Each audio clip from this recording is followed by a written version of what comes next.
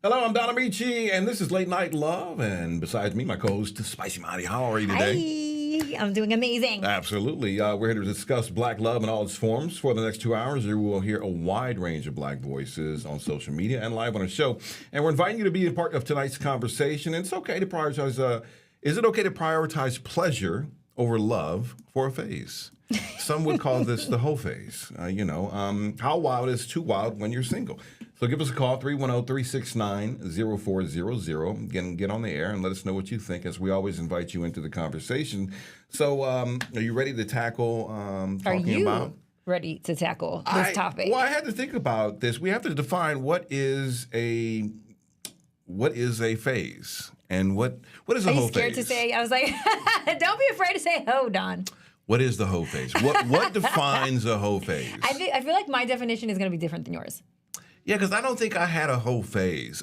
Every person I've shared a moment with has always been a person I thought, maybe with the exception of a couple of them, but it's always been somebody I thought I can get into a relationship with. But then something will always happen where I'm like, oh, you're walking funny. I don't know. Something turns me off about them where I'm like, I don't know. But, I've never been a woman eater where I just rotate through a bunch of women. I've had rotations. You never had a rotation, though. I've had rotations, but these were all women that I could see myself with. And then we were I eventually got into a relationship with them. Because you're a lover at heart. And it looks like you got a fresh haircut. Did you get that for me? Okay, yes, I appreciate that. I am. I'm a lover. I am a lover at heart. I love being in relationships with one woman, and I'm constantly looking for love. So there's never been a time where I'm just out there trying to be like the guy, slanging D all over the place. Okay, so that would be what I think we determine, or what we call a hoe phase, in the sense of, technically, right, you'd be soliciting sex. That's like a true hoe, getting paid for sex. But when we use it in our culture of dating, we're referring to it as you being promiscuous, you not being in a committed relationship, and you just enjoying yourself and allowing people to sleep with you without any expectations. And some people will say that there's a number count on it. I consider a hoe phase when you're just having meaningless sex. There's no emotional attachment to it, and you're just out here having a good time. Well, I did have sex with 3 women in one day. No. Yeah, so one came. You were out there giving a lot of bacterial vaginosis. Is that what it's called? I like to say I was just sharing moments with women, that's all. Please tell me you showered in between. Yeah, absolutely. I mean, I think one stayed the night, and so there was a morning. One came over during the midday, and then one came over that night. And you slept with all 3 of them? Yeah. Did they know about each other? No. You were doing, that's some hoe stuff right there. Why would you tell them that? That's some hoe stuff. How are you going to say you didn't have a hoe phase then? Whatever season that was in was your hoe season. That was the rotation. That's a hoe-tation, and that was a hoe season. Look, I didn't ask for that. They randomly hit me up, can I come by? What am I, to say no? Yes. No. Come on now. I'm a pleaser. Those ladies are in therapy right now because of you. They probably are. One of them fought me, All right, so tonight's first guest is a communication coach who specializes in getting people to have the hard conversation honestly and authentically. Take a look. A conversation that I have often in corporate spaces and sometimes with my executive coaching clients is around the word authenticity. Authenticity has become a bit of a buzzword in the workplace, and there's always this idea of what does it mean? Well, show up as your authentic self. And then I always ask, but what does that mean to be your authentic self? And I said in a session one day, and that now I'm going to share with you, that authenticity does not mean that people have to know you intimately. They just have to know you honestly. Meaning, in any room you stand in, are you standing as your full self, comfortable in who you are? Because if that's the case, obviously we know that communication is contextual. It's going to change depending on the environment, but inherently you should be the same in every room that you stand in. That's when you know that you're being your authentic self. All right, let's welcome Dr. Amber Wright to Late Night Love.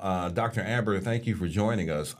You said to stand in a room authentically, people have to know you authentically, not intimately. But what's the difference between the two?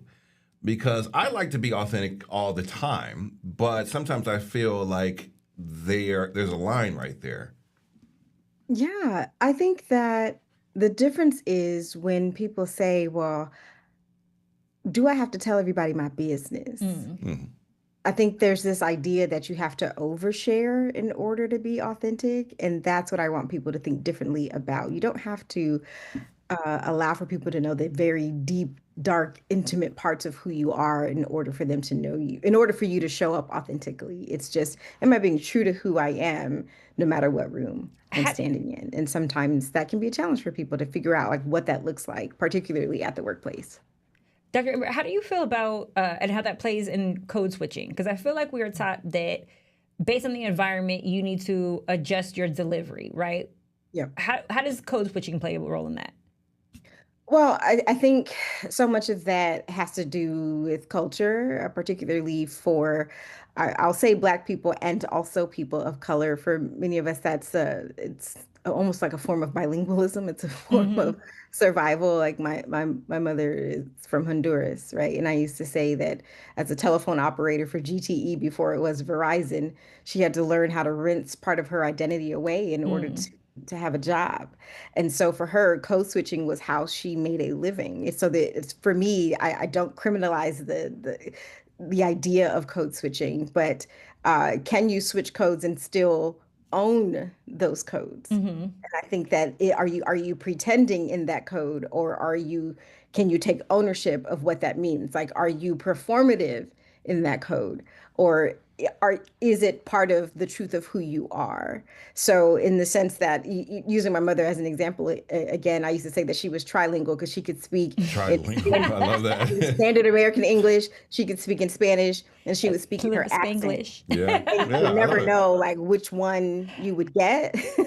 But all three of them were authentically who she was, right? So I think that there's a time and place, but it's just kind of, again, the environment sometimes. And I think that it's okay to know when to use which part of you. And she was literally switching, right? Because if she's running the board, she's like messing with switches and code switching at the same time. She's doing all the switches. Yeah.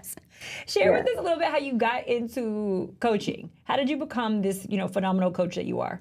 Oh, thank you. Well, I've been in the field of communication for over 20 years, and studying communication helped me learn so much about myself. And I'm so fascinated about the connection between communication and behavior, thereby communication and relationships. And I was an adjunct professor for 8 years. And when I decided to start my business, I basically took what I was doing in the classroom and privatized it, basically. Just kind of took the grading part out of it. And I've been really fortunate to be able to still do this work that I love and helping people understand how the way that they show up communicatively impacts the quality of their life. And it's one of those things that we all are responsible for doing. I use the example of, you brush your teeth every day, hopefully, right? Yeah. You brush your teeth every day. Don't you? Yeah. Two times a But you day. still go to the dentist at least once or twice a year to make sure that you're doing it correctly. And so with communication, it's one of those things that you have to do it multiple, even countless times a day. But where do you go to make sure that you're doing it correctly? And that's where my work comes in. Yeah, I want to ask you. I feel like a lot of people are playing a character with their lives, especially like younger people. How impactful is it, living authentically, and why is it challenging for? And I see this with younger people, that they are choosing to live a brand instead of who they are as an individual. Yeah. Don, that's such a layered question because times have changed so rapidly. When I do my work with corporations, what my clients appreciate about me is that I am young enough to understand TikTok, but old enough to have used a phone book. Like for real, used a phone book, Yeah. right? When they used to toss them on your front door. Go through pages. Yeah, and so I think that the ways in which technology and particularly social media have revolutionized and permanently shifted the way that we connect, it has done, some people would say, almost irreparable harm to our ability to know how to just connect and engage on an authentic level. And so what does that mean to just be able to shake your hand or extend your hand and say, hi, my name is Amber, what's yours? As opposed to what's your IG? And so I think, God bless them, I'm a Gen Xer, so millennials and beyond, they've grown up in this environment where everything is literally to be documented and to be performed and behind this lens. And so we're losing the art and the ability to just like kind of show up as ourselves because everything is meant and to be intended to be recorded. Curated. So again, I'm not even sure that I'm answering your question fully because it's like this context and this like fishbowl environment that they have grown up in, particularly digital natives, like people who've grown up with social media being part of the norm. It's like, how do you grow up in a way where you can just be yourself, when everything around you is intended and designed for you to be something that you're not? It's the question of the age, I think, and I think that we're still grappling for the answer. Yeah, because sometimes I start to feel like I'm crazy because I'm like, can you not be real? Can we not have a conversation, or do I got to curate a brand for my brand to talk to your brand, and then maybe we'll just have a conversation through the DM? Is that how this works? I'm not gonna lie, I'm a part of this. Like, I'm contributing to this, but I'm also like very curious on what you think about how to be present in the moment, but also gather content because you do have to show later. Yeah. One of my clients got married, and I'm on vacation with my husband, and I'm like, okay, we need to document our romance. And he's X like you, and I'm Y. And he's just kind of like, why? And I'm like, because we have to, or it didn't happen, and I need to let my followers see. So it is kind of challenging. It happened, though. It happened for both of you. But I needed a clip of us having romance. So it's like, how do you stay present when you also have to gather content? You know what, Mari? My practice is to take pictures just with my camera, like with my phone, and share them later. So that I'm taking pictures to absorb the experience so that I'm still present in the experience. I stopped doing that in real time, though, in the actual app itself. So that way I can still be present and feel like I'm collecting memories as opposed to making content. I reject the notion that my life is content. My life isn't content. I'm taking pictures, right, to record these memories of my friend's wedding. And then I'll maybe take a select few and post them later after the wedding is over. Because I do get that is part of it, right? But the people who are telling us that we need that are these billionaires who were making a ton of money because we are building these apps for them. But it is part of it. And I actually enjoy social media. Some of my closest friendships have been formed. I do not demonize social media at all. Yeah. But there is this way, I think we are losing our way in the sense of like, if we go to dinner, camera eats first, everybody take their food pics, okay, and then put your phone down and let's have an actual conversation. Yeah, I've been stopped. Don't touch the food. I have to take the picture. And I'm like, are we eating dinner, or are we is this a photo shoot? But I get it. Listen, too much healing gets in the way of commitment. Listen to what Brian Wan thinks. Can we talk about when you heal too much that you low-key start developing commitment issues? Or you start developing like a fear of actually being in a relationship because it's like the moment you get in there, you like, oh, we in this. Like, no lie. The moment you get in there, you really gotta trust that person. And everybody hasn't done that self-work. Everybody ain't been in the ring. Everybody ain't been in the trenches. Everybody ain't done the work, the shadow work. Everybody ain't cried on their pillow at 5 a.m. talking about, I gotta get my life together. I can't keep repeating these cycles. Because be repeating cycles. And one thing about me, I'm not about to be a cyclical. I'm not a bicycle. I'm not doing that. Because the thing is, I don't pay my therapist, Kristen, too much damn money to get my life together. So I just be scared to let people back in my space. Because I'm just like, if I'm healed and you not healed, the f you doing around me? Go over there. Like, it's funny. I've always said that sometimes going to therapy can mess up your life because you start to recognize the nuance of other people and that they have not healed themselves, and there's a disconnect. It's really hard to connect with people when you've done a lot of work on yourself, and I know exactly what he's talking about. And it's like you start to feel lonely. And, there is something to be said about ignorance is bliss. Oh, yeah. You know, when you're just walking around like a zombie, it's, you know, it's like, oh, okay, well, let me just walk around and just be, you know, hurting everybody else like everybody hurt me. But that awareness gives you an opportunity to now connect with more self-actualized people now that you've done the work, though. Where, Sway? Where are they? That's the question. Where are they? Yeah, try being a communication expert. Oh. Yeah. Let's get into tonight's theme. When is it okay to prioritize your pleasure over a committed relationship? And we're talking about like a whole season. We're talking about enjoying yourself and sexual liberation. I want to get your take on this. When is it okay to have that freedom that everybody's talking about? That's very sexual liberation. Because women are in that season right now of like, I want to explore. It's messing this up, but I want to hear the doc's opinion on this. Yeah. It's true. Oh, gosh. So the question is, when is the right time? So is it okay, one, to be in a season of pleasure and not commitment? Or Yes. do you think that can like destroy us later? No. Yes, I feel like you should have that. We And should have a whole season. Yeah. Absolutely. I don't know if you should be doing 3 in one day like Don was doing, but hey, each their own. I'm not proud of that. It just happened that way. But that's a lived experience now that you have. It's data collection. And I think that we all should have that type of data about ourselves, about what we like, what we don't like, what our preferences are. And some of that we can explore on our own for sure. But having the freedom and the space to explore that, I think is a great service that we can do for ourselves. So that also too, from a communication standpoint, we can have the language then to share with potential partners in the future to be able to say, hey, this is what I need to feel fulfilled and to feel satisfied.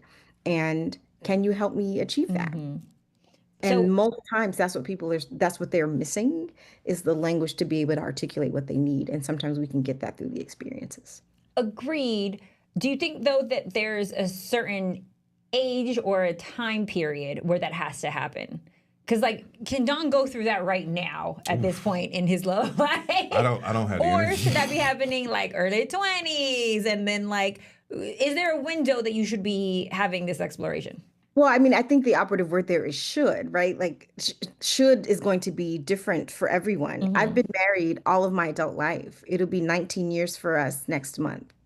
So if we're talking about should, then I should have had my rotation. We're talking about, I got married at 25. So Ooh, you didn't even get a lot out the system. you see what I'm saying, right? So how do you really define when would have been the best time? I mean, there's cosplay for you and your husband. There's still time. You guys can just cosplay, you know, you show up as... But then that also means, so what if it's now then? What if in my 40s, I'm like, well, I want to have that now. Well, say you do. What advice would you give them? What would you say to yourself if you were not in a relationship right now?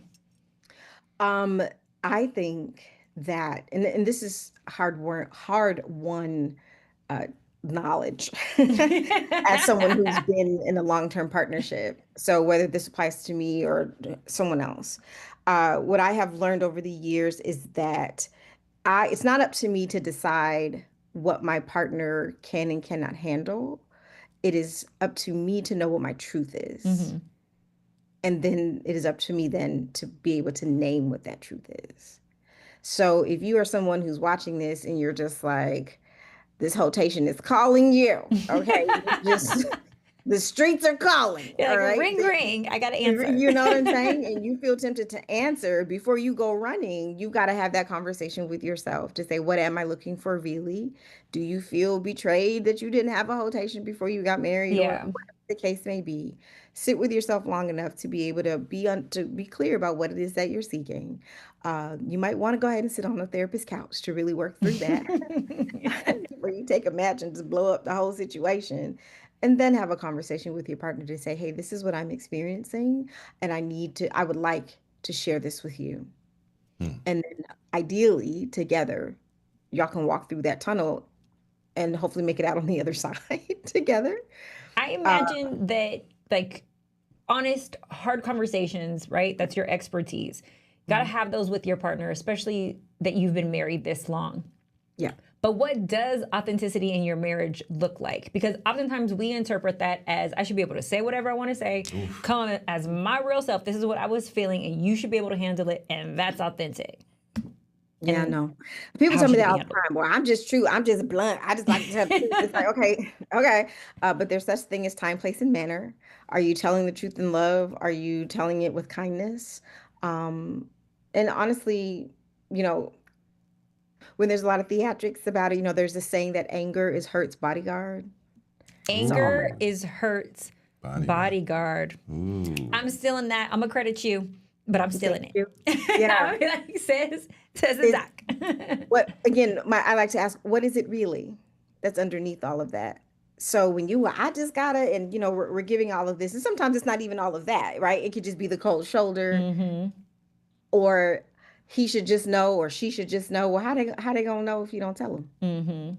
Right? We navigate our relationships as though, I used to tell my husband all the time, my crystal ball is broken. Okay, like I can't reach on you have to tell me what it is. And so we make a lot of these assumptions and these declarations, and that's to avoid doing our work and saying the hard thing. Yeah. And so we can lose our way sometimes in being willing to sit in the discomfort of saying what it really is, because now that means I got to be vulnerable and tell you how you hurt my feelings. I got to ask one more question off of that, right? Because I deal with this with clients a lot. Is the if I have to say it loses its allure or its romance, it's not as thoughtful. If I have to tell you, what rebuttal do you have to that? I've sat in that seat before. I mean, I'm gonna tell the truth, right? I used to sit in that seat.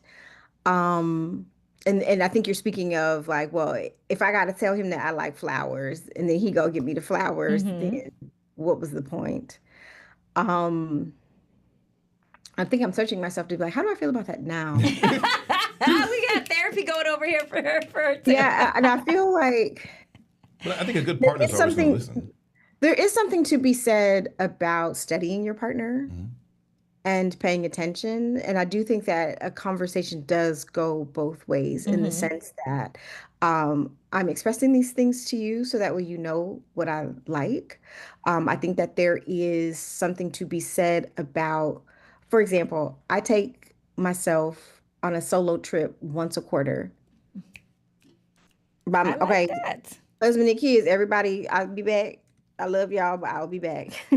I need that time away to step away from the business. You know, I run my own business, and to just step off the ride of my life. Yeah. This is how I model teaching my husband and also my children what mom needs to be her best. Okay. So then now he has a sense of like, well, gosh, if Amber, she out here, you know, going to 5-star restaurants, she'll be down to Mastro's by myself. Right. Now he knows, like, I have to meet that or do better. Well, you know, there's even within the context of this marriage, this is how she loves on herself. Yeah. So that is also yet another way and form of saying, without saying, this is what I need. Yeah, you should always be taking notes on your partner. There's a little contact in your there's a little section in your contacts folder that you can write notes on your partner. You know, everything from ring size to bra size, panty size, in and out order, whatever. You should be writing all of this stuff down the minute you get into a relationship or the minute that your partner says anything, so you don't forget it, number one. You have a place to go recall it back to. And that you're listening to your partner at the same time. And then, you know, spread it out. And I'm with you on this little Don, you over here giving spicy tips. Come on now. Look, he made me this cup of tea before I came in here because he knew I had Dr. Amber Wright, thank you. Listen, I love great conversations like this. Where can we find you online if we want to get in contact with you? I'm on Instagram at Dr. Amber Wright, and you can visit my website, wordswellsaid.com. All right. Thank you so much. Thank you, Dr. Amber. You got a home here. All right. Comedian Willie Macc will be live on Late Night Love. Meet us here after the break.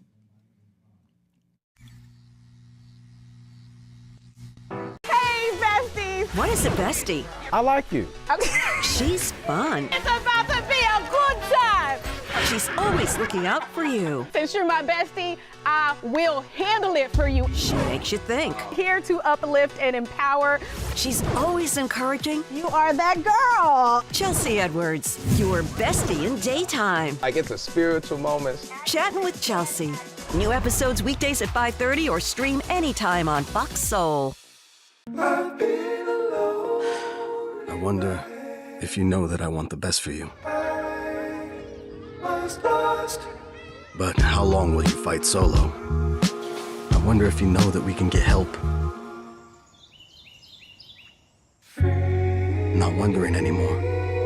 Love, your mind.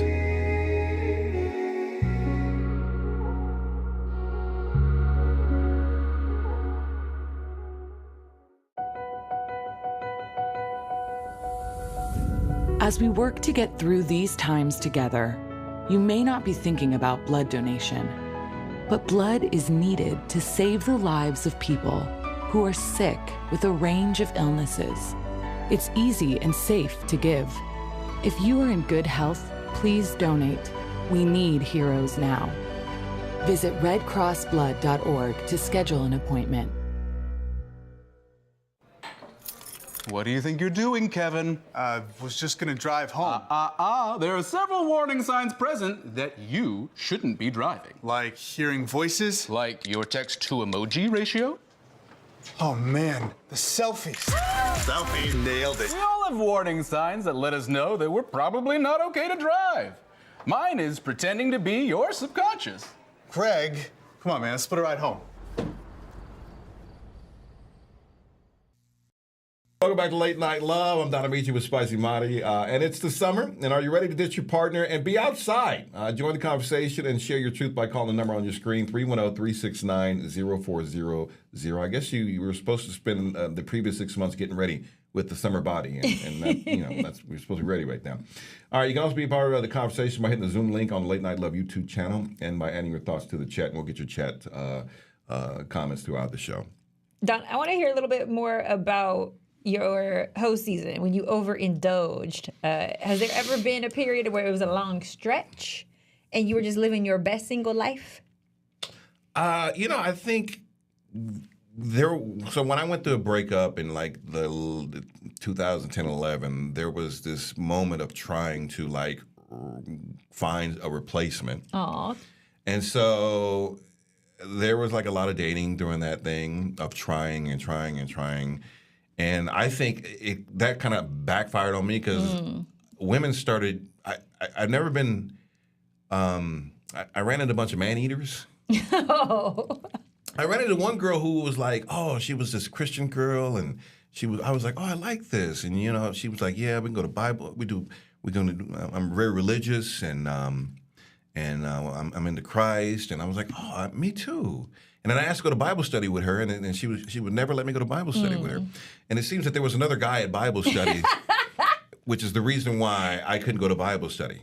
So I'm like, oh, so we and you can be making out on Martin Luther King Street at 3 o'clock in the morning in the backseat of my car, but then I can't go to Bible study with you. Okay, all right. But when you're unhealed and dating like that, right, you're going to attract wounded. Wounded attract wounded. Yeah, I mean, it was a learning experience for me. Also, it was a learning experience to me of not really jumping into the first relationship of somebody who likes me. I got a chance being liked.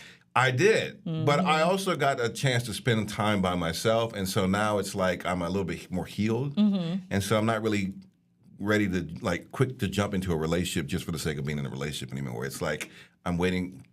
I don't have a problem passing on women. Are you being avoidant though, or patient?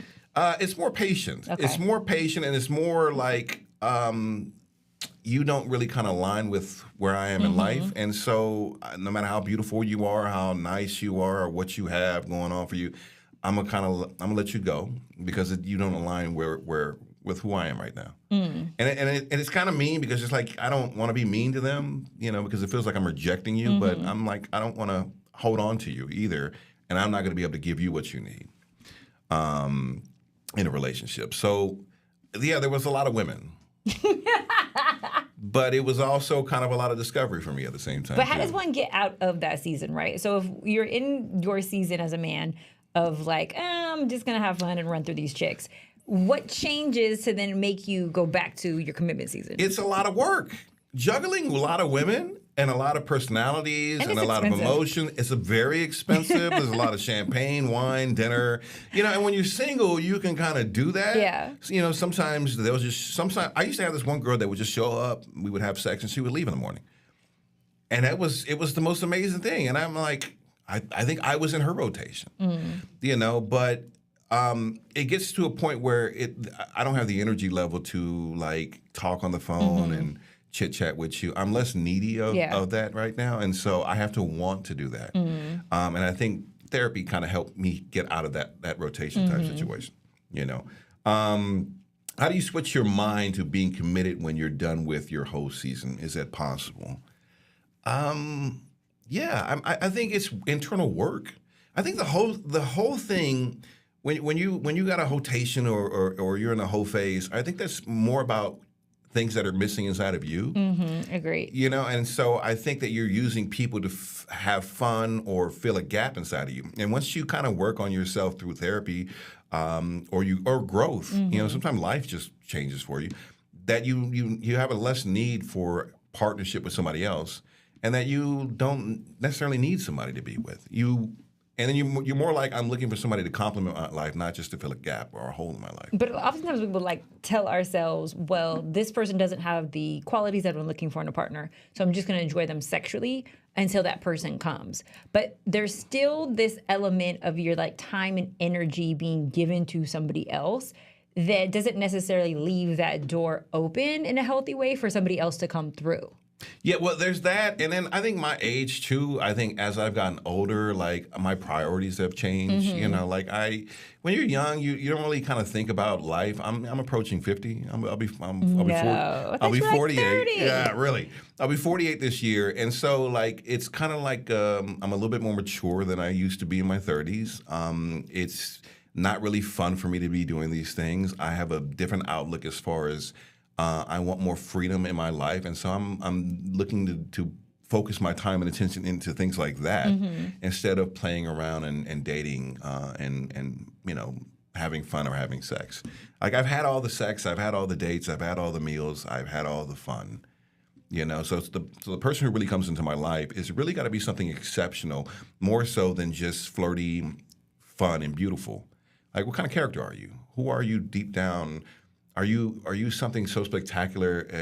Spectacular. They got to be spectacular. Well, I mean, is your essence something that I've just never experienced before in my life? And I don't mean that in a sexual way or in the beauty. I mean, are you just such a unique person that it's wow, you're such a different person that I want to explore more of you. Do you think that women judge men your age who aren't married? I think there is. But here's the thing. I got all of that out the way. I've had the kid. I've had the marriage. I did it young, And so I was talking to a girl the other day, and she was like, "How many kids you got?" And I have to preface this now that by saying I got one, but he's an adult, because they'll start to think I got kids all over the place. And then she was like, "Are you sure you only got one?" I mean, you do got to ask these days. What is there another one in another country? But you're right. But some women will look at you as if you're not married, and now, because that's where the norm is right now. A lot of people are starting families or they're in the middle of their families, but I just happen to do it early on in my life.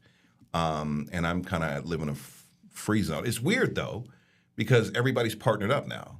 See, this is why we got to get you hitched. Yeah. Look, let's watch Let's Talk Men podcast, discuss the harsh realities of that phase. Let's take a look right now. The more you give yourself to the wrong women, the less you'll have to give to the right person. You start to look at women as something to experience versus something to value. Yeah. Right? You objectify women. You're looking at the lips, you're looking at the hips, you're looking at the body, you're looking at what you can do and how they can sound. You're looking at the wrong things when it comes to it, and you never think about valuing a woman, right? Number 3, when I went through that phase, that was my loneliest and most depressed state I've ever been in. Wow. The darkest phase I've ever been in. Yeah. And you had people ask you questions like, "Rex, man, what are you going through?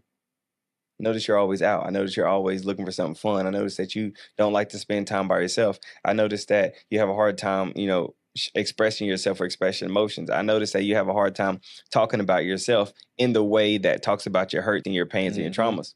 It was lonely, it was depressed, and it was the lowest I've ever felt in my life. Yeah. But outside looking in, I was the man. Yeah. It looked like everything was going for me, right? And then the last thing is, when you go through that phase, you build a sexual appetite that can destroy you. Yes. That can absolutely destroy you. Because you can't go from living a polyamorous life to living a monogamous life in a switch. I'm telling you. It takes work. It Yep. takes dedication. It takes sacrifice. It takes patience. It takes self-forgiveness. It takes understanding. It takes healing. You know, everything that he just said is absolutely true. Bars. Like I look back at my life, and there was a point in time where I really didn't understand women, and there was this. I looked at you as just an object, and not really a human being. And it wasn't until I really started working around women closely and really started talking and developed a really platonic relationship with women to really start to understand who they are. They have thoughts. They have feelings. In my younger 20s, and I think for a lot of men, they have this programming that you have sex with them, you provide for them, and you buy them things. Yeah. And it stops right there. And it's like, well, I had to learn that there's another human being here that I need to take the time to get to know who they are as a person and stop objectifying them. Also, he talks about the sexual appetite there. Yeah. You know, that's another thing of like when you're having this sexual fantasies with all these different women. I would rather have that with one person who is open to sexually explore sex in whatever boundless way that we can, safely and comfortably. You know, because you do go. Everybody's different. That's another thing. Having sex with multiple people.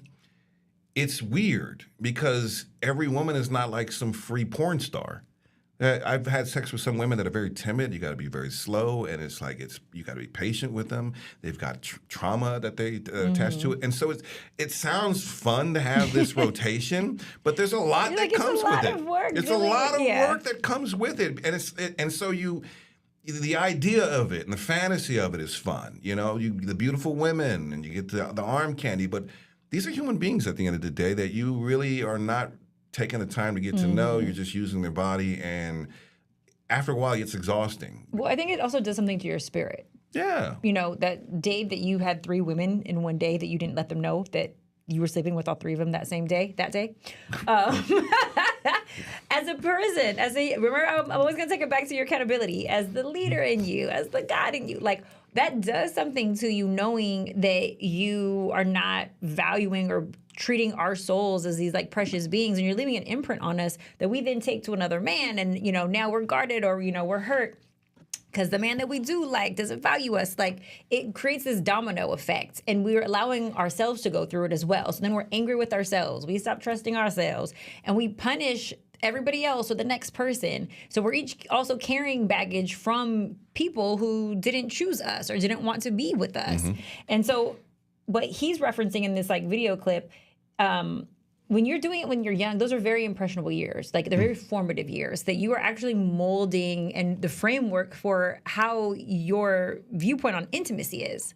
And so as a young man, if you begin operating from a place of being avoidant, I'm not going to be emotionally attached, I'm just going to run through these girls, 3 of them in one day, then it becomes easier for you to remain detached, because now you are not allowing yourself to really connect and to really grow with someone. I didn't really have any role models growing up. I mean, you know, I didn't know who my father was. I just had my mother. And so a lot of this is like, even the therapy situation, nobody guided me to that. I went and found that out and stuck with it for a decade to learn and grow.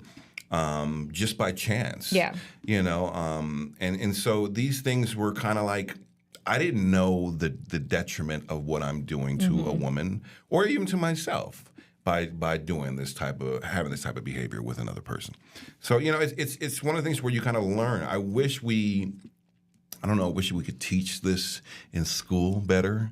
Look, I'm trying to educate these folks. But I don't but even know. I do think this should be a part of sex ed. Like, I think it should be like an intimacy education course early on that they're teaching, versus this is how the birds and the bees and kids are made. I think it should look also like this is how intimacy is created. But the question is, would you receive that from a class, or would you receive it better from your parents? So your parents should be the first people you have Yeah. a conversation with.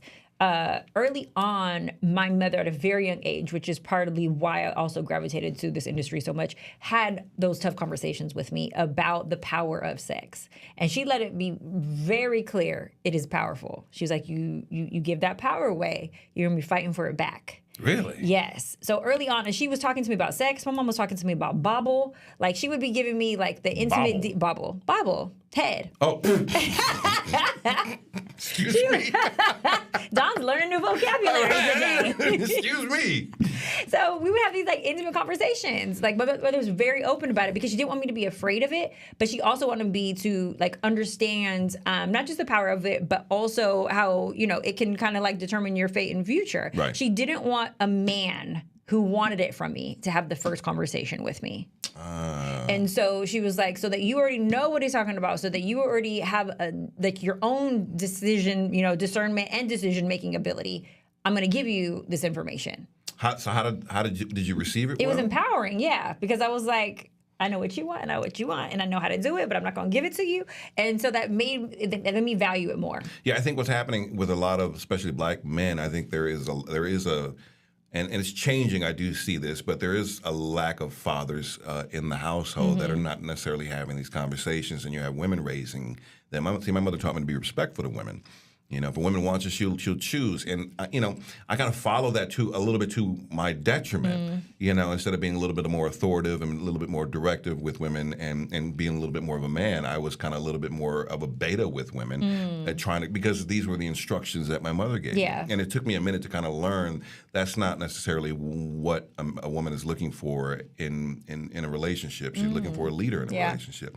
And so, you know, it's a weird thing, but it's growth. Yeah. And I just look at it as, you know, I am constantly in a state of growth. We're all constantly in a state of growth and maturity, and I'm there for my son to weed him through these things. You've had this conversation with him. Well, he's you know, not to put too much of his business, but he was, you know, in a relationship with his high school sweetheart, and they just kind of recently, you know, having some little issues, breaking up. And I said, listen, you know, you find love young, or you know, and you grow with it, or you know, you kind of let it go. You know, there's no right or wrong path there. But you know, he's kind of hurt a little bit. All right, comedian Willie Macc is here and talking to the single life after the break. More Late Night Love in 2 minutes.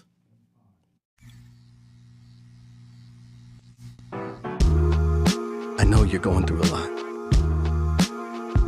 I wonder if you know that we can get help. Let's see how far we can go. Love, your mind. Hey, it's your girl, Carolina Sanchez, and The Nightcap is the late night show where no topic is off limits. Join me as we dive into the wild world of relationships, sex, and everything in between. From hilarious dating disasters to steamy secrets, you know we've got it all. We've got celebrity guests, expert advice, and a cocktail in hand. The Nightcap is your guilty pleasure. So grab your drink and tune in because the best stories start after dark. The Nightcap. New episodes weeknights at 10:30 or stream anytime on Fox Soul. What do you think you're doing, Kevin? Was just gonna drive home. There are several warning signs present that you shouldn't be driving. Like hearing voices? Like your text-to-emoji ratio? Oh man, the selfies. Selfies. Nailed it. We all have warning signs that let us know that we're probably not okay to drive. Mine is pretending to be your subconscious. Greg, come on, man, let's split a ride home. Ready to lose track of time the best way possible? Rolling! From the funniest videos to the wildest things online, we do the scrolling so you don't have to. It's Usher. He had that synthetic hair melting. You hear me? Why y'all talking about that lady hair like that? Ain't he alone? Catch us every weeknight, 7 p.m. Central on Fox Soul. Louder for the people in the back. I know you're going through a lot. I wonder if you know that we can get help. Let's see how far we can go. Love, your mind. Welcome back to Late Night Love. I'm Don Amici with Spicy Marty. And do you remember your single days? Are you going through a phase? Call the number on the screen or go to our YouTube channel and chat and click on the Zoom link and share your thoughts. You might hear your comment on tonight's show. Willie Macc is everywhere, from national commercials to comedy stages, even America's Got Talent. This guy has us laughing. Taking a look. Very first time I ever had sex, I knocked up a lesbian that wanted to try out me. 10th grade. Very first time. Not like the cheerleader lesbian either. Like, me and my baby mama both look handsome at prom. Like...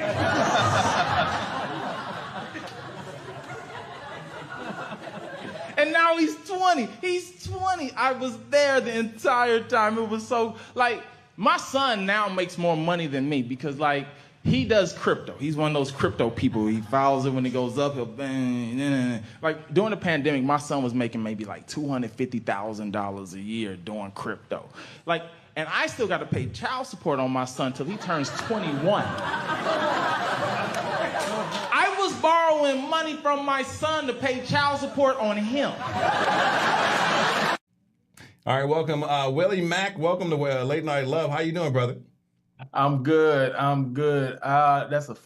That clip still gets me because that's a true story. That my son, I did have to really borrow money from him. It's just like, I'm shocked. You were paying child support till 21, though. Yeah. You were too. 18. When they're in college. I thought it was 18. Well, it all depends on what state and if they're living at home while they're going to school. Yeah.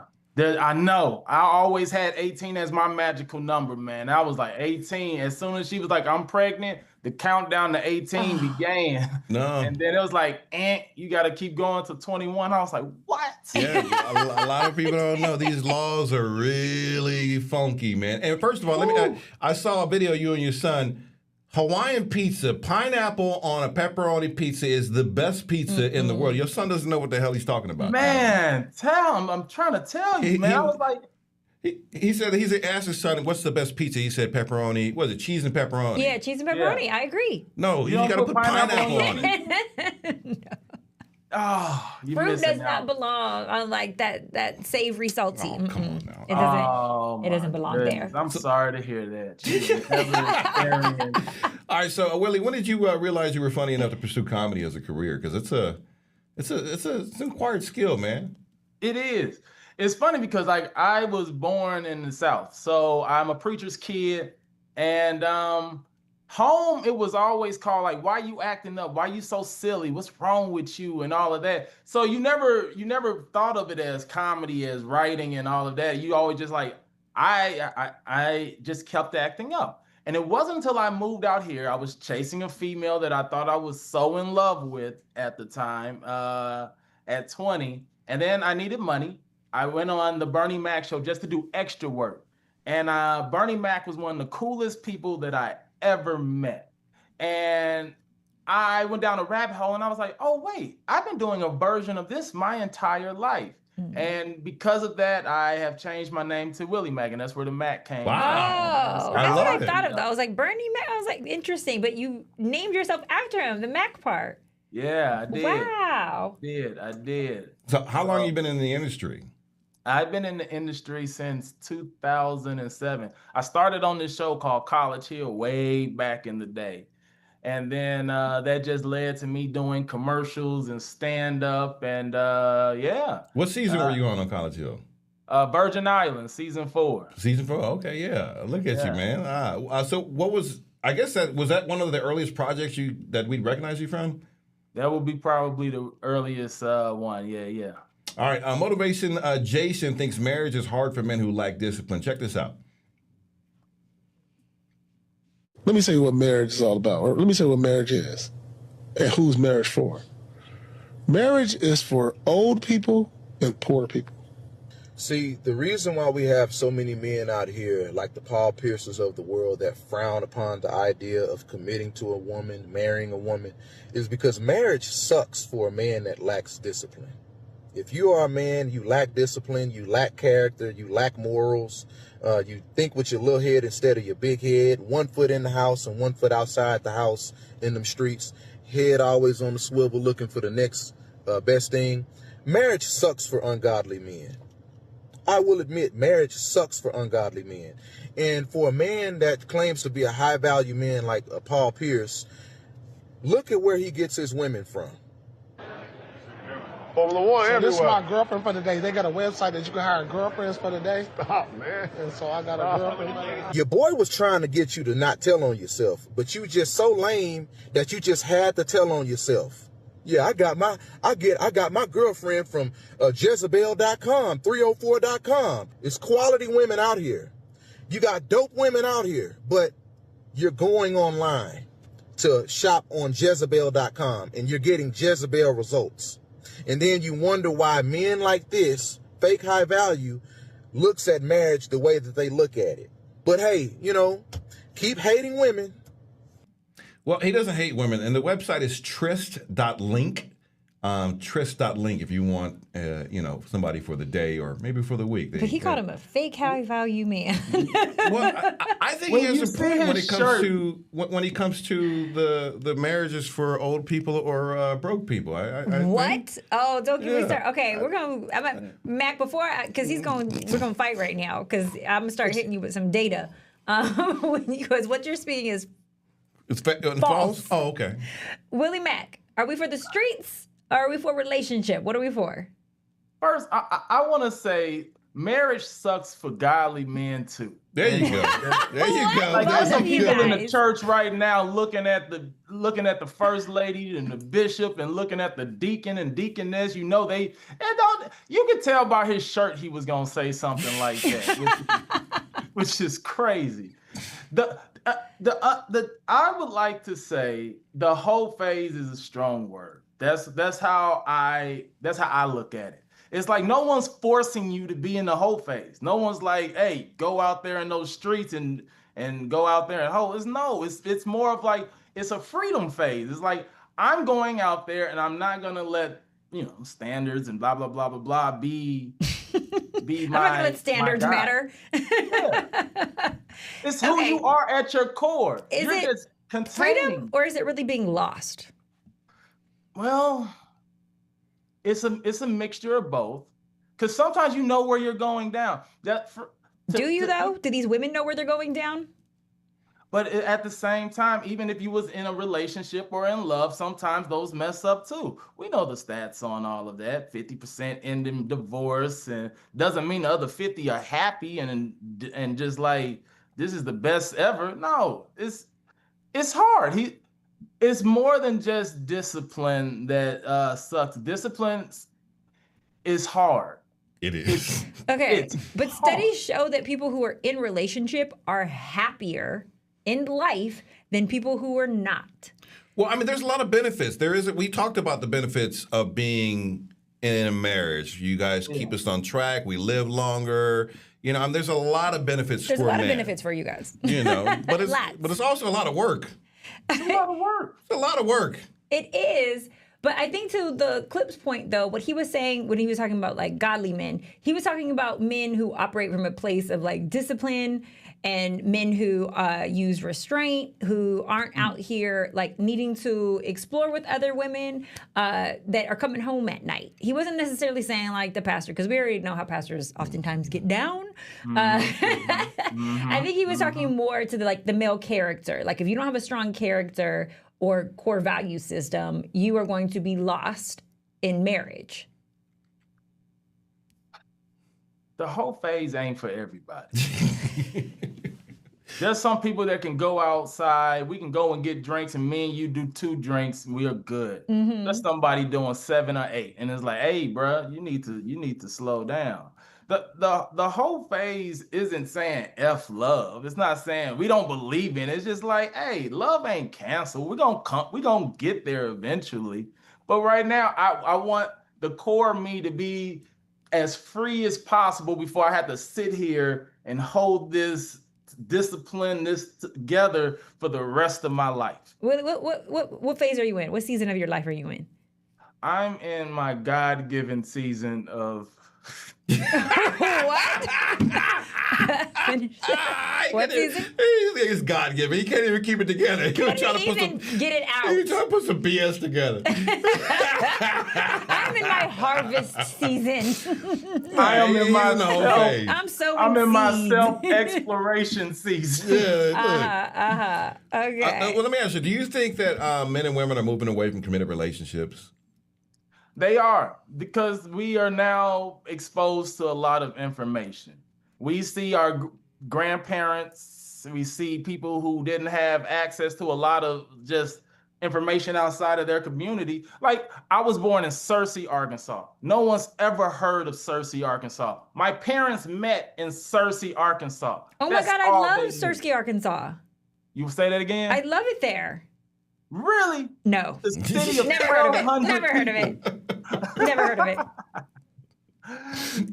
So now we are juggling even more things. We're juggling just the information from the internet, from social media, all these different rules, and then trying to just survive in this life is really crazy. It's not the days of yesterday. So yeah, it is much harder to be in a committed relationship these days than it was before. I have a feeling like women have like this standard too also. Like, I don't know. Sometimes I feel like I don't match up to like a woman's standard sometimes. Like, but what type of woman? Because I don't know. You match the standards of the lane that you're in. So you need a woman who's in the lane that you're in. Okay, I got to figure that out. But are you shooting out of your lane? Because yes, you're not going to match your standards if you're aiming too high. Dang. So I need to find out. You said aim low. I'm saying find your equal. Point your gun to the versus floor. aiming too high. A lot of people are aiming too high. They are not staying in their lane. Jesus okay? Christ. And to your point, information makes people think that they should be striving for more than they should. It's a problem. So I shouldn't be going after rich women. Or trust fund baddies, I think, no? Okay. All right. Well, we got to run. Let's talk about your upcoming projects. And number one, you got to go to your Instagram. What's your Instagram? Because you got a massive amount of videos on there that are hilarious, number one. And I love the stuff with you and your son. My son, that's my boy. I raised my best friend. My son's now 23 years old. He does music. It's getting there, but you know. Hey, but listen, come on now. You're trying to encourage him. You're trying to be a good daddy and support him.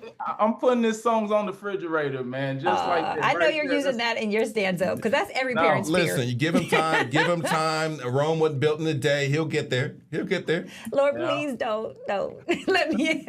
But me and him talk all the time. I want him to have the conversations with me that I couldn't have with my dad, and that's what our podcast is about. Is us having just the raw, bare, just conversations that you wouldn't necessarily see either a parent that's as old as he is and as young as I am, or just like our dynamics. So yeah. All right. And where can we see you on stage? Oh, I'm on tour right now. I will be in Chandler, Arizona, the 25th, 26th. Just go to my website, Willie Macc, WILLIEMACC, and you'll see a list of dates and everything on there. All right, the very funny Willie Macc. Thank you so much, man, and love you and love the stuff that you're doing with your son. Bye, Big Willie. All right, we got more Late Night Love after the break. Stay tuned.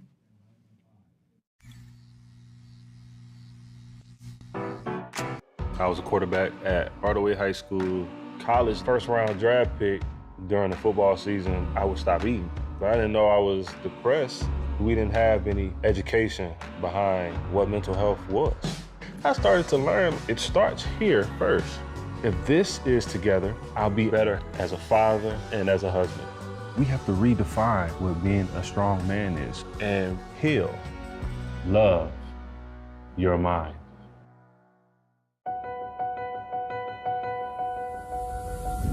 As we work to get through these times together, you may not be thinking about blood donation, but blood is needed to save the lives of people who are sick with a range of illnesses. It's easy and safe to give. If you are in good health, please donate. We need heroes now. Visit redcrossblood.org to schedule an appointment. What do you think you're doing, Kevin?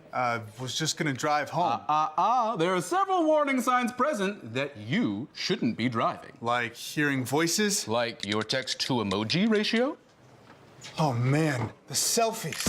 Selfies, nailed it. We all have warning signs that let us know that we're probably not okay to drive. Mine is pretending to be your subconscious. Craig, come on, man. Let's put a ride home.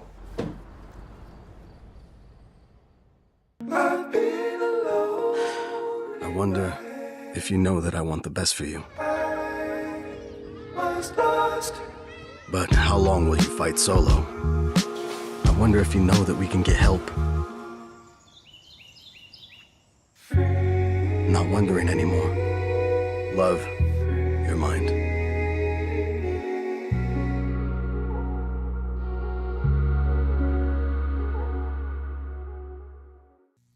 Welcome back to Late Night Love. I'm Don Amici, and this is Spicy Marty. Marty, what made you ready to settle down and leave the single life behind you? Did you? I mean, because you said you were out there in the streets for a little bit, but that because was... I tried my whole like season. I was like, okay, I could get flued out, I could get like wines and dines and all the things, and it still left me feeling empty. Because the truth was, I settled for that season because I wasn't prepared for love. Were you hurt because of that, or you? Oh yeah. You got tired of the guys. Rejection sent me into my whole season. I was like, no one's gonna hurt me again, and then like went into the walls up, I'm guarded, I'm gonna be the one who loves them and leaves them. And then I was still hurting. After that, I was still unfulfilled. And I was like, okay, this is not the plans that the Lord has for me. Because it sounds fun, right? I'm meant for more. It sounds fun, but at the end of the day, you're still not getting that love and intimacy that you truly, deeply desire and need. And I was pretending and lying to myself, even though it was fun. It had a lot of benefits. I needed to move on to the next season. Singleness can also cause self-centeredness. Isaiah Jarrell breaks it down. For sure. I feel like sometimes being single for so long can sometimes be dangerous. And this goes for both men and women, right? The reason why I say that is because when you're used to being alone by yourself, for instance, like you do things like go to the movies, go out to eat, or maybe a vacation, whatever it is that makes you happy. And like I said before, you at peace, and everything in your life is going great, right? And then you meet somebody, y'all vibing, y'all talking, whatever, and then one day you wake up and you like, you know what, this week, I don't want to talk to nobody, I don't want to see nobody, I just want to be alone.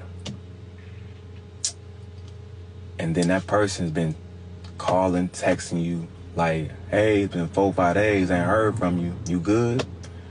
And you like, yeah, I'm good. I just want to be alone.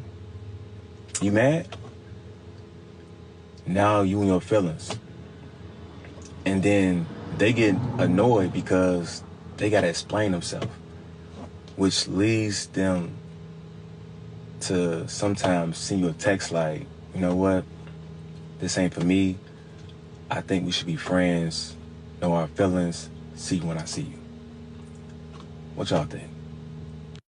This is exactly correct. And this is kind of like where I have to watch myself out of too, because when you start to engage somebody else, there is a whole level of work that comes with the engagement where you like, and when you're just yourself, you're just kind of like, if I feel like doing something, I do it. If I don't feel like it, I'm doing it. I'm at rest. I'm at peace, you know? But then when you bring somebody into your life, there are obligations and responsibilities that come with that. What would you say? Responsibilities that come with that. You are now taking on someone's emotions, someone's personality, you're sharing your time, you know? And so you have to be intentional about like, we expect consistency. There's that also, you know, and you may be even sending wrong signals out. You may, like he said, just want to be alone, but they may think you got a rotation going on. And it's like, no, I just don't really feel like talking to somebody like that. So it is very dangerous. Two things: working on yourself through therapy is dangerous because you can do so much therapy that you're like, oh God, I can't click with nobody. And then being by yourself is dangerous at the same time too, because you get so used to it, and you know, like if I want to go and do something, I don't have to call or check in or do anything. But solitude is okay if you know, because you might be somebody who recharges in isolation. Perfectly fine. But if you haven't communicated that, if I don't understand that about you, if I don't know that it's not me, then I don't know to not take it personal, because relationships are personal. And so to his point about, you know, the single life, being, a challenging for you in the sense of we're just going to toss to this next week. All right, let's go to Tiara. Chantel thinks love isn't enough. A lot of people would not understand this philosophy. But I'm going to say it anyway. I'm not going to just be with anybody on a romantic level for the sake of love. Love is truly the bare minimum when you love yourself. Over here, we look at character. We smell your aura. We pay attention to your energy signature. Are you a liability or an asset? Are you adding value or you subtracting? We pay attention to all that because what does love got to do with it? I love everybody, but I ain't going to spend majority of my time with you. I like how she phrased the video ended. Love, I think love, that people, I feel this younger generation or there's a new wave that they don't like love is not in the relationship anymore. I feel love has to be at the roots of the relationship because if I love you, I'm going to go out of my way to do things for you, do things at my own, go out of my way and I don't know, disservice myself, for lack of a better word, take time out of my schedule. I'm going to, think about you when I'm out. I'm gonna take you into consideration into my life because I love you, and I'm doing it out of love. But that love has to be earned. It does. And you have to be willing to give the love in order to receive it. But if you're closed off, to our point earlier, and you're like, I don't want that. I want to be single. I don't want to be responsible for anybody's emotions.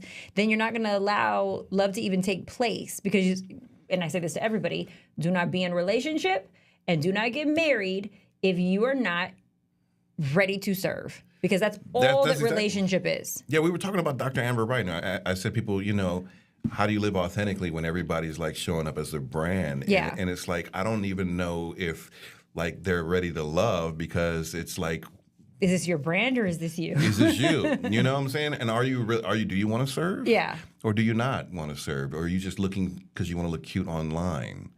It's a weird time. Can it be all of the things? Can we look cute online and serve? Well, I mean, can I record me serving you? I think you can. I think that's an emotionally healthy person who can regulate that space and do the social media, do the service, do the love, and do it with intention. But I think some of us or some people in relationships, they can only do one. Mm-hmm. They haven't really grown to a point where they can sit there and manage everything. Yeah. It's either like, I just want to look good because we look good on social media, or what can you do for me, and so it's kind of hard. This emotional share from K Monique 596 is something to consider. Check this out. I think the hardest reality is when it's really not your time to love. Like, it's not the season. And you force and you push and push. And it just become further and further away. And it's like God really trying to show you, like, yo, not right now. I gotta go. Right now, focus on you. Focus on your business. Focus on making things financially stable. Love will be there. Love is everlasting. I feel so bad for her. That I she's don't. Crying. Why? Because she's snotty nose crying, but she's picking up the phone. She should be working on her healing. Why? Like, I'm not crying enough on the gram or on TikTok. I think that's my problem. I need to be snotty nosed crying on the gram more. Well, I think she wants love so bad, but I do believe, and she's taking a spiritual point of view for that sometimes God will sit you down because you need to be alone in this space right now. And it's not that person. Although you want him, did God send him to you, or do you just want him? Well, you said something about magnetic matchmaking, right? And this is basically attracting what you are. Yeah. And so I think that's a very pointed place that you need to work to be at.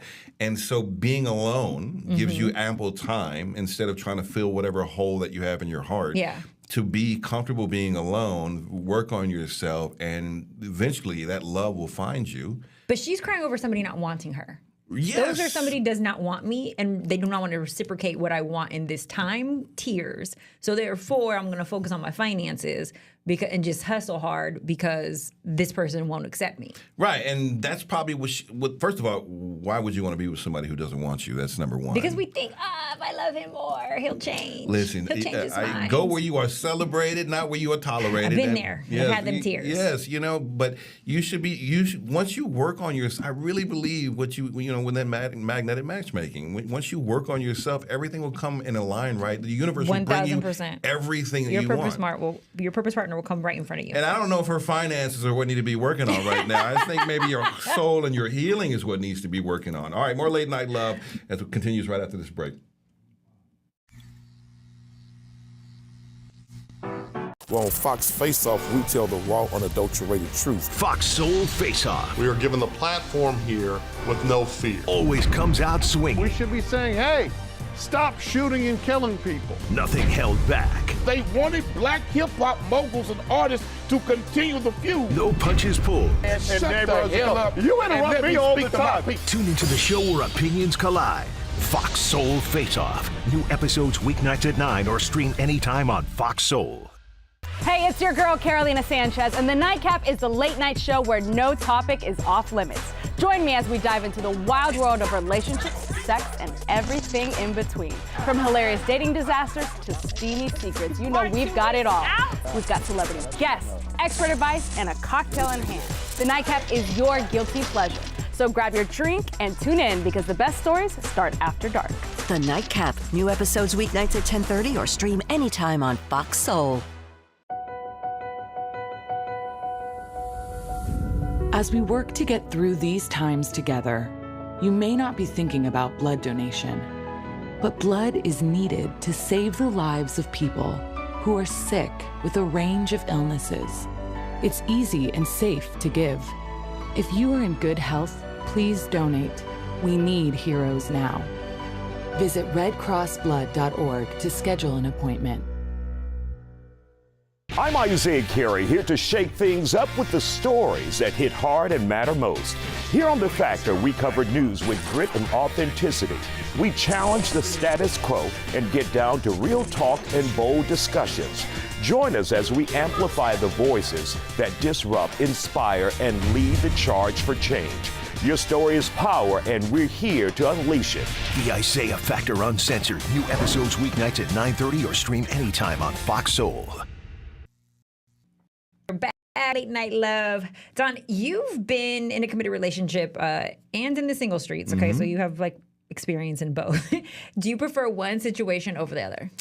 What works better for you? Who do you like who you are? In the streets or in your relationship? It's very weird because the different points in my life, there was one relationship that I really loved being in, but then I was a different person then. And then now I kind of like being single, but what do you thrive in? Think about when you were at your happiest. Single or you're at your happiest when you're in a relationship? Relationship. There's just something about a good woman by your side, and I think I think I'm better positioned to handle that and be intentional about that relationship, to find a woman that you can build with, go explore life with, have fun with. I think a good quality, compatible person in my life is something that would be very beneficial to me. What do you think the benefits come with? I think there's somebody that there's always your partner. You know what I'm saying? There's that level of friendship that you have, that intimacy when it comes to not just sex, but an intimate relationship, a friendship that you can basically lean on somebody with. Somebody to talk to. And then also somebody has your back. I think really, there's not that many people you can really depend on in life, and your partner should be one of them that you can go to and be like, hey, I want to do this, or I want to start this, or here's an idea for us to do, and have somebody to work with. You know how we're always talking about, what do you bring to the table? What do you bring to the table? In order for a woman to be with you, what does she have to bring to the table? Emotional regulation, communication skills, maybe a little bit of discipline. Maybe a career. What are the superficial elements? I like that you said maybe a career. So she could or could not work. it all depends. It all depends on like where. But this is the truth. I feel like you guys really feel like that. You're not like, oh, she needs to make this salary. No. You just want her to love on you. You don't care what she does. Yeah, I mean, it's. Do you want to work? Do you not want to work? How does that look? Could you be with somebody who doesn't want to work? It all depends on what they're doing. Are they just like sitting around the house just watching TV all day? I don't think I can do that. She's in her hoe season. You're okay with that? She's hoeing. No, I can't do that. No. But yeah, I mean, somebody with maybe some vision, somebody that maybe that can teach me something. And what I if can she's teach like, them? I just want to support your career and have your babies? Okay, I'm with that too. I mean, I love that. Can you take care of her? Yeah, having your own little team cheerleader. Come on now. D-O-N. It spells done. We're taking offers. Look, 310-369-0400. You guys want to audition to be Don's biggest cheerleader and homemaker and career supporter and breed and bear the legacy to his throne? I'm telling you, I am giving up. All right, no, I'm not giving up. But I was talking to a young lady, and I'm definitely finding my cutoff age when it comes to women I'm approaching. But I'm trying to be mindful when women start flirting with me. Mm-hmm. And so this woman was like, "Hello, handsome," and I was like, "Oh, I'm picking up what you're throwing down." I hit her with a few questions, and went into the DM, and then she ghosted me. And then she came back like a week later, and I'm like, wait, hold on. Oh, she came back a week later. What'd she say? She was like, this age gap between us, I'm not really sure about it. Oh, I'm happy she was honest. Like, I'm happy she hit you back and was honest about the reason. But I did. We're getting married already? I was just getting to know you. She saw your IG page and was like, I don't know about his brands. Well, that's what somebody. I was talking to somebody else, and they said that over that week somebody done went and stalked you online or on LinkedIn or whatever and saw what you do and how long you've been doing it, and that's where they came back. So they came back, and then we started talking again, and then ghosted again. I'm like, I said, hey, listen. I want to respect the curve. You keep disappearing. So I'm not really sure what to do here. Do you want to keep continuing? Because I'm like, when you stop talking to me, I delete the conversation and move on because I'm not trying to be the guy in your DM talking about, hey, where you at, where you going. You delete the conversation. I delete the conversation and I move on. I respect the curve. When you stop talking to me and the conversation just abruptly ends and you don't respond every back, time she disappears, you delete the conversation. Absolutely. And so when she reappears next week after watching this episode, I'm going to sit there and say, hey, listen, I don't think this is... Stop curving me. You're very beautiful. And she does style. And I was like, oh my God, you have an amazing eye for putting clothes together. It was so beautiful. Oh, that's what it is. Yeah, she's a creative. So I love creative. She's looking at your fashion. She's like, can I work with this? Well, she only styles, I guess, women, but she has a great eyeball. And so, but for me, it's like, listen, I don't know. You keep disappearing in the conversation. I don't know if this is right for me. And if you seem to be having reservations because there's an age gap here, that's fine. You know what I'm saying? This is cool. That's what you say? That's what I would say if she came back, and I will go with God. You know what I'm saying? Because I don't. Once again, I want to go where I'm celebrated. I had a friend who had a man your age, and she revamped his entire wardrobe, and like now he dresses so fresh, like made him look like $1 million. That's what women do. Yeah. But once again, I'm not trying to trick you. I'm not trying to lure you. I mean, I am trying to seduce you, but but I'm not trying to like make you second guess you. If you're not in, or you're not even, we're just talking. Yeah. I just said I'm not trying to, and I can tell that she was in her mind a lot. I said there are no hidden agendas behind my questions. I said I'm just trying to get to know you. How come you didn't just ask for her number and call her?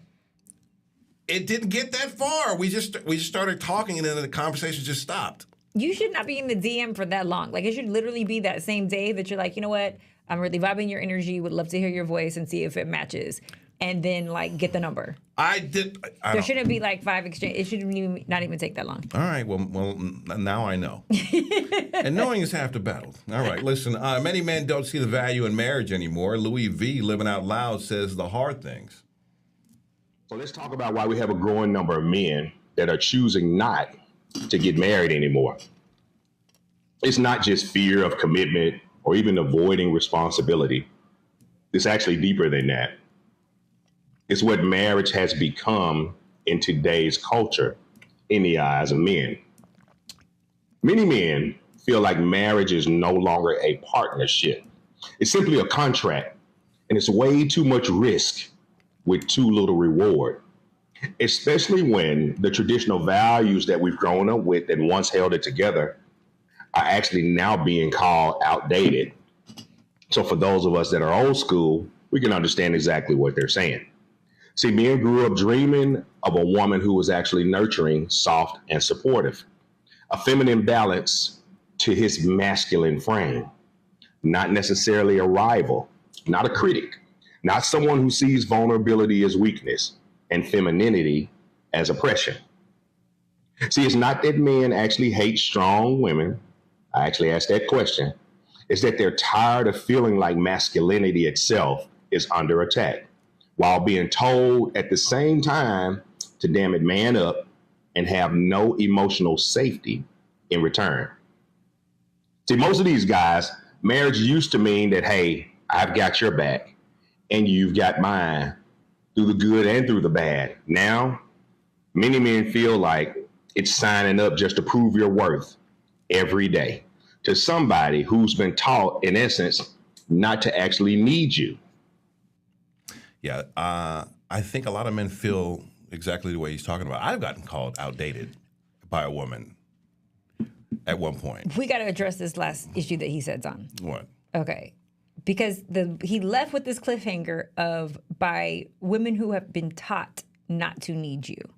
Who is teaching our women to not need men? Who is teaching our women that? I think there are a lot of single mothers in homes raising women that says, you know, do not depend on a man for anything. Why do these women have to teach that? Why was there a whole generation of women so like gung-ho on reminding their daughters to not be dependent on y'all? You know, that's a very big question, I think. I would love for you to just give me a little bit of your theory. I think that there are a lot of scumbag men out there who will go around creating babies and disappear. I think that some men get swept up into a prison system and end up in jail. I think some men get pushed away, and I think some women have expectations for a man, and that man doesn't meet those expectations in the sense of they want a man to be the type of man that they want, not accept the man for who he is as an individual. And so there's conflict in the relationship, and that man kind of gets pushed away. And so they're like, their trials and tribulations with men are now being bred down into their daughters and saying, my experience has been this. And so don't depend on a man for nothing because that's been my journey in life, which I think that's a good framework to tell your daughter, but that shouldn't be you shouldn't be casting that wide a net over all men. What should our mothers have said? So if we grew up in these single parent homes, right? You included, we grew up in these single parent homes. What should our mothers have told us about men, even though our fathers left the home? What should the message or the agenda, what should that have been pushed? That men come in many different sizes, shapes, and forms, and that there are going to be guys who just want to use you for your body. There are guys who are just not going to be there for you emotionally, but then there are also going to be guys who are going to love your dirty draws. There are guys who are going to sit there and want to love you and create family with you, who want to be with you, and that you just have to kind of kiss a lot of frogs to find your prince. And you should also have standards at the same time, too, so that you can weed out some of these guys. Not standards so high that nobody can meet them, but also standards high enough that these jerks and these, maybe less than desirable men will get weeded out. And also standards for yourself on what is it that you're looking for. I think one of the most important things that you say is be intentional with your dating. You know, what do you want to have in regards of your life and your marriage or your relationship look like, and get them to understand that. Yeah. You know, what do you want? Do you just want to have fun? Okay, well then go have fun. You know, and then also understanding that, you know, sometimes the bad guy or the dangerous guy is not really going to be the good guy for you. He may not be dangerous with you. Daddy was a bad boy, but you shouldn't fall for that. Yeah. You know, look, Love Adele has been listening to the show. Okay, yes. You know she's a loyal listener to us. But she left a comment for you, Don. She said, "Why do I feel like you may also like a little bit of crazy, Okay, but you don't have to tell us that. What is she picking up on? What is she sensing that you like? I think that I may have attracted crazy a little bit, but for a little bit. Yeah, I think throughout a little bit, Don. I think throughout my life I've attracted a little bit of crazy. What do you define as a little bit? I think that I was not necessarily in a place where I understood who I was as an individual, and that I was looking for women that would fill holes in my life. And so anybody who came along who would either sleep with me or who would tell me they liked me or whatever was good enough. Mm-hmm. And so that could be anybody, and it wasn't. I wasn't healed, so I was attracting unhealed individuals. It's okay, Ty. You and I both went through a whole phase. We went through a we love crazy phase. It's life, but this is life, though. Mi vida loca. This is life. Trini from Allen, Texas is on the line. Trini, are you there? You want to join in on this conversation with us? Hi, Trini. Hi. Am I saying it right? Is it Trini or Trinae? It's Trinae. Oh, Trinae. Okay, we are fancy. Yeah. Trinae. How you doing, Trinae? Hi, Don. I was just wondering, in listening, because I was listening to whatever's on TV right now with the show. And I was like, I wonder, what does he think about, meeting a woman who's just simple? She's not into designer, this, that, the other. She's not into wearing all the heavy makeup, the latest hairdo, the latest brand, grows her own nails, or just prefers to be a natural beauty. And I was just wondering, what did you think about that? I love it. I'm into personality. That's what kind of really gets me is like your personality, and I can fall in love with your personality. I think every woman has their own beauty that they can find, and it doesn't really necessarily mean that it's makeup or nails or whatever. I'm not the type that you need to be caked up with makeup or nails or whatever. Not to say that I don't appreciate it, but But if you like being naturally beautiful, that's natural beauty fine. Is the best beauty. Well, it's the least expensive. At the end of the day, come on now. Oh, well, most definitely the least expensive. Yeah, because for me, I've just been in meeting different people, and they just feel like it's a turnoff that I don't wear all this makeup and I wear my natural curly hair. And I grow my own nails, and they're long. They look fake, but they're mine. She's taking a lot of bites. So I found that, it's kind of like, is this a turnoff, or is it, what is it that I can't just feel like I can be naturally a natural beauty and someone respects that? I don't want to wear all that makeup and all that stuff. Yeah, I have a feeling. I wonder if 30 years from now, there's going to be an issue with all this makeup that people are putting on their face. The makeup, the surgeries people are getting, all the things. Some of this stuff can't be healthy for us because it's a lot. I don't think it is. I'm a firm believer of that. You are those people that are coming at you are not for you. Mm. Like if they can't see who you are as an individual and they can't see how beautiful you are as a person, and all they are looking for is vanity in you, then I think that's not the person for you. And you sound like you're still very feminine, though. It's not like you're over here, dressed and looking like them. It sounds like you still take care of yourself, right? I do. I don't look my age, not one bit, thankfully. But I just prefer simple things. But maybe they're used to women who have been over the top and, a little fraudulent and trying to, mask, maybe their spirits or their souls and what they got going on with their Lee press-ons. And so they're like, well, you're not trying to hide anything from me. And that kind of makes them a little nervous. Yeah. Well, maybe why don't you drive over to Houston and get a grill? All right, and then maybe that'll work. Just stun on them for a little bit. You know what I'm saying? It's my natural beauty. Listen, you keep with Trinae. You keep with the natural beauty, and if they can't see that you're beautiful, then that's not the one for you. Mm-hmm. I'm a firm believer the universe will bring you what you want. Okay. Amen. All right. Trinae from Allen, Texas. Thank you for hanging out. More late night love when we return.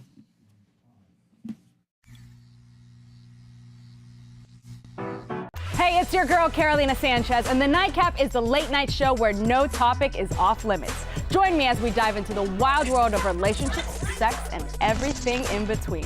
From hilarious dating disasters to steamy secrets, we've got it all. We've got celebrity guests, expert advice, and a cocktail in hand. The Nightcap is your guilty pleasure. So grab your drink and tune in because the best stories start after dark. The Nightcap. New episodes weeknights at 10:30 or stream anytime on Fox Soul. Well, on Fox Face Off, we tell the raw, unadulterated truth. Fox Soul Face Off. We are given the platform here with no fear. Always comes out swinging. We should be saying, hey, stop shooting and killing people. Nothing held back. They wanted black hip-hop moguls and artists to continue the feud. No punches pulled. And shut the hell up. You interrupt me all the time. Tune into the show where opinions collide. Fox Soul Face Off. New episodes weeknights at 9 or stream anytime on Fox Soul. What do you think you're doing, Kevin? Was just gonna drive home. There are several warning signs present that you shouldn't be driving. Like hearing voices? Like your text-to-emoji ratio? Oh man, the selfies. Selfie. Nailed it. We all have warning signs that let us know that we're probably not okay to drive. Mine is pretending to be your subconscious. Craig, come on man, let's put a ride home. Hey, besties! What is a bestie? I like you. She's fun. It's about to be a good time! She's always looking out for you. Since you're my bestie, I will handle it for you. She makes you think. Here to uplift and empower. She's always encouraging. You are that girl. Chelsea Edwards, your bestie in daytime. I get the spiritual moments. Chatting with Chelsea. New episodes weekdays at 5:30 or stream anytime on Fox Soul. I'm Donna Beachy with Spicy Marty. Our phone number is 310-369-0400. Shouts out to Trinae from, I think, Allen and Brownsville, Allen, Texas. I think that's where it was at. Is being a good girl realistic? India Michelle has some things for men to look out for.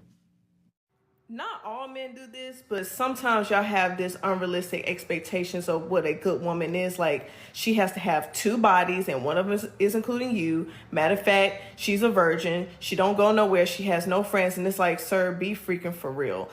Women, sometimes y'all do the same thing, but on the flip side where, oh, well, these men are for everybody and they ain't ish, and it's like, well, if he got your ass, obviously he can attract women. So if he's attractive himself and on his ish, what makes you think he just twiddling his thumbs as well? So sometimes let's be realistic when it comes to dating out here.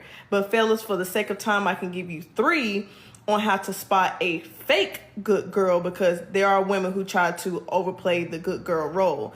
And number 1, she comes off more holier than thou. Like, she tries to play the whole Mother Teresa type of thing where I go to church on Sunday, I cook and clean on some Betty Crocker type of time. And it's like, ma'am, just last week you had 2 in your mouth. Stop. She talks about her being so solid and real than her actually doing it, because, baby, you done cheated on every relationship you have with a guy that would never wife you. It's nothing wrong with calling out somebody's, but when you're trying to overly crucify other hoes, 9 times out of 10, she's worse than them. And that's why some guys like the honest hoe than the fake good girl. Just be yourself, baby. So this is very interesting because she's absolutely right. So I was dating a girl just like this. She was like into church. This girl was a reformed bad girl. She was a video vixen. She was, I think one of the videos she was in was a Lean Like a Cholo video. Oh yeah. With I forgot the guy's name, but she was in that video, and she was like, "I'm changing my life. I'm into Christ. I'm into God. I'm not doing this." But it was all a facade. Yeah. I mean, you are who you are down at the end of the day.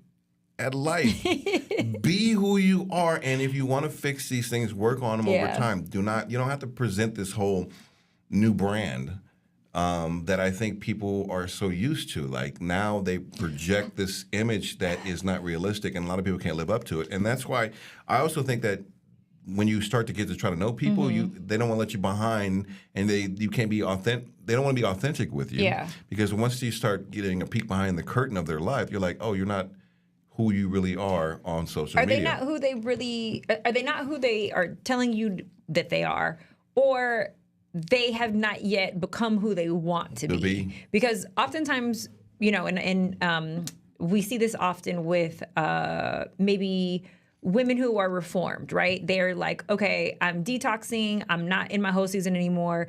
men have hurt me, so I'm going to withhold sex. I'm going to like keep my legs shut. And then men are like, but you got 3 kids. How are you going to, be out here? I'm not your baby daddy.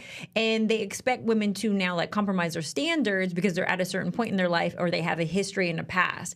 But I am of the notion that at any point you can decide to change. And as a friend or a partner, you should be supportive of that change. Correct. Regardless of what your past is, if your ideology is I want to change my life and I want to reform myself, then I should be uplifting that. I should be cheerleading that, and I should be like, you know what? Let me help you with that. Yeah. If I care about you. Correct. But should you be judging the woman that you're thinking about dating because she has a past? That's a very tough one because past performance is not necessarily indicative of future performance, but it is a history though. The HOFAX report isn't doing too well. This is something that's gotten me into trouble a lot. I've kind of like not judged someone's past performance, and then I think it's one of those things to where you have to allow them to prove to you without judging who they say they want to be and are they that. Yeah. And so I think that's, there's nothing wrong with going on a few dates. You'll know right away. Agreed. Cindy Nior is flashing back to some wild times in her 20s and counting her blessings. So last night I made this tweet and I want to elaborate on it. I said, ladies, y'all ever think back to your early 20s hoe phase and thank the Lord you made it out safely and alive? Some of the predicaments I landed myself in during that time. Whew. And can we talk about it? Because the way I was thinking back to my early 20s hoe phase last night in complete horror, I know for a fact that my grandmother was praying on my behalf every night and my guardian angels was busy up there. Oh my God. And it's so funny because when I was going through it, it was like, ooh, I'm being reckless. I'm so dangerous. Like, I'm out here. It's my whole phase.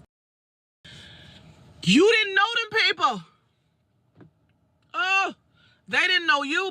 You was at their house. You ain't know them for real. You had them at your house. You ain't know them for real. Girl, you was in danger. I want to thank my praying grandmother and my guardian angels that I walked away from that phase unscathed, safe, and without any pregnancies. Amen. My God. I think you got to knock on wood on that one because I think we all have been a little reckless at some point throughout our lives. And you're like, Ooh, that prayer. Yeah, that prayer. Listen, I've forgotten about a lot of the women that I've slept with over the course of my life. I'm like, ooh, there's been some, Have you ever written a list? I used to try to keep track of it. Because I feel like women will write the list out of all the names of all the people that they've been with just to try to remember and keep track and do a head count. I used to try to keep, I tried to keep track of it. And if I probably sat down, I could probably maybe rethink the list over the course of a week or two, You got to do it around your friends because your friends will remind you. Yeah. Your friends will be like, dog, don't forget about Teresa that did that thing. Yeah, because it's like, oh my God. But I think my count was like around, I don't know. You don't gotta tell us. I don't want to know. Okay. I don't want to know, Don. Because if it's a crazy wild number, I don't want to see you different. No, it's just 6. First off, in one night. No. I don't believe, Don, there's nothing that you can say or do as a radio personality that I will ever believe that number coming from you. 6, that was it. 600. No. 60. Stop it. I don't believe that number to their life. But her clip, though, when I tell you, Lord, but the blessings that my ancestors from the grave. Because the older you get, you start like, oh my God,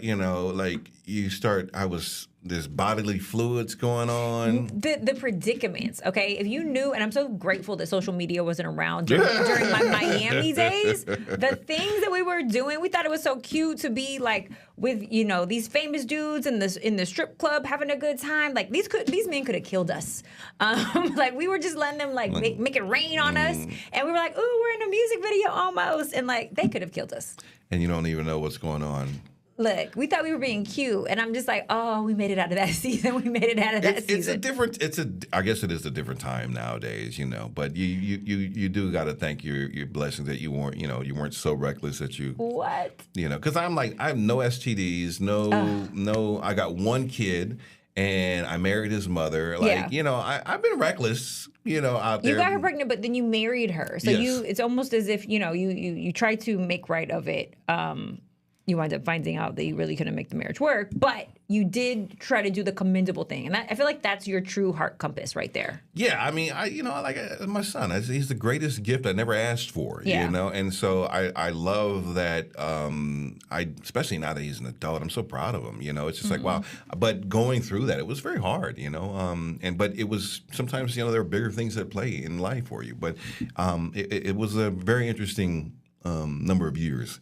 All right, enjoying tonight's conversation. Then you have to come back to Late Night Love after the break. You can give us a call, 310-369-0400. You can also jump into the chat. We'll get your comments throughout the show, and we'll take your phone calls. We'll be right back. We want to hear these experiences. Yes. I know you guys got some tales to tell. Yeah, you know what? We would love to hear your whole facts.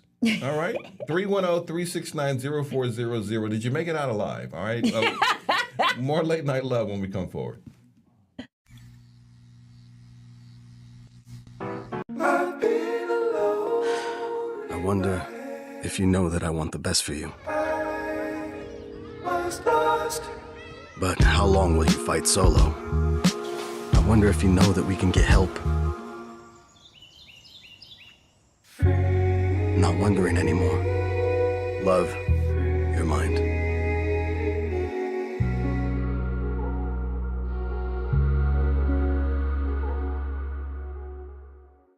I was a quarterback at Hardaway High School. College first-round draft pick. During the football season, I would stop eating. But I didn't know I was depressed. We didn't have any education behind what mental health was. I started to learn it starts here first. If this is together, I'll be better as a father and as a husband. We have to redefine what being a strong man is and heal, love your mind. Ready to lose track of time the best way possible? Rolling! From the funniest videos to the wildest things online, we do the scrolling so you don't have to. It's Usher. He had that synthetic hair melting. You hear me? Why y'all talking about that lady hair like that? Ain't he alone? Catch us every weeknight, 7 p.m. Central on Fox Soul. Louder for the people in the back. As we work to get through these times together, you may not be thinking about blood donation, but blood is needed to save the lives of people who are sick with a range of illnesses. It's easy and safe to give. If you are in good health, please donate. We need heroes now. Visit redcrossblood.org to schedule an appointment. Welcome back to Late Night Love. I'm Don Amici with Spicy Monty. Our phone number is 310-369-0400. Annette from Raleigh-Durham on the phone, Durham, North Carolina. Yeah. Hi, Annette. Hi, how are y'all? Good. You have some late night love to give us? I can answer questions, or y'all can answer my questions. Let me hear the whole facts. What's the question you have for us? I'm just curious. I'm 66 years young, and I don't understand why these older men, my age range and older, just lie. I don't get it, but, you know, and all I mean is counterfeit men. It's like counterfeit. You say you're a real man, but then you're counterfeit. Now, what have the men lied to you about? With everything. I'm like, why lie? We grown folks. Let's keep it real. You know what I'm saying? Yeah. Well, are they afraid they might be afraid you're going to walk away? Walk away? Yeah. If they don't come correct, I am going to walk away. What are some of the craziest lies you've been told? Just lies. Well, give me a crazy lie. Okay. Well, I'm single. They know they're married all the time. I'm like, you know, I don't date married men, number one. I'm like, if you're married, say you're married. Then the cards are in my corner. Well, is but it? Don't lie. Is it? I'm married, but I'm not with my wife right now. Is that what it is? No, they be with the wife. Oh, you the side piece. But they tell you they're single? No, I'm not gonna be no side. Just say I'm single, but I can tell from a single man from a married man. You know what I'm saying? I've been out here a long time, and I'm single by choice. I love men. So, you know what I'm saying? But I just don't get it. Like, the last guy I was dating, he had Parkinson's disease. But I retired from surgery, you know, in hospital. And I'm like, why are you shaking? He said, I got an appointment coming up with my doctor. He knew he had Parkinson's all the time. This man is 66. He was lying about that. Well, I mean, but so, you know, he wanted to abide by the HIPAA law. He didn't want to. Well, he wanted to abide by my law. Listen, he probably didn't want that to scare you off. Yeah, I mean, there's a lot of responsibility old. with the Parkinson's disease. And you got this right. I said, and then he tried to play me at the end with another woman. Oh, he really? I'm like, boy, bye. Oh, he tried to be. I played him. I beat him at his own game. What'd you do? What did I do? What'd you do? I dumped him. And I caught him with another woman at 1 o'clock in the morning. I'm like, okay, I'm calling you. He called me earlier that Friday evening. Then I called him back that night, and he didn't answer the phone. Excuse me. So my spirit said, pop up on him. And when I popped up, guess what? There The she was, Spirit, on the porch. Holy Spirit led you to do a drive-by. Yeah. Right. I've had that spirit before too. Well, Annette, Annette, thanks for letting us know that life doesn't get better when you hit 60. I appreciate that. You're right. It doesn't seem to get better. It don't. Just more And cheating. so I'm like, why are you lying? Yeah. Cheating. I'm like, you can't handle me. Well, now, what did you do when you saw? What did you do when you saw him with another woman? I asked him who was she. Mm-hmm. He said, we just friends. She said it also, both of them. At 1 we a.m. just friends. We just friends.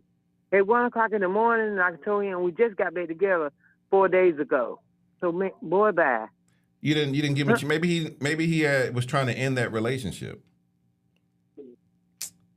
Oh no, this is regular. Nice try. He do this stuff on the regular. Good. Thanks for trying to help him out. And guess what? I dumped him. I told him about himself. I dumped him. I told him, I know my worth, and you're not it. All So, right. boy, bye. This train gonna keep on rolling. Did the other lady see you?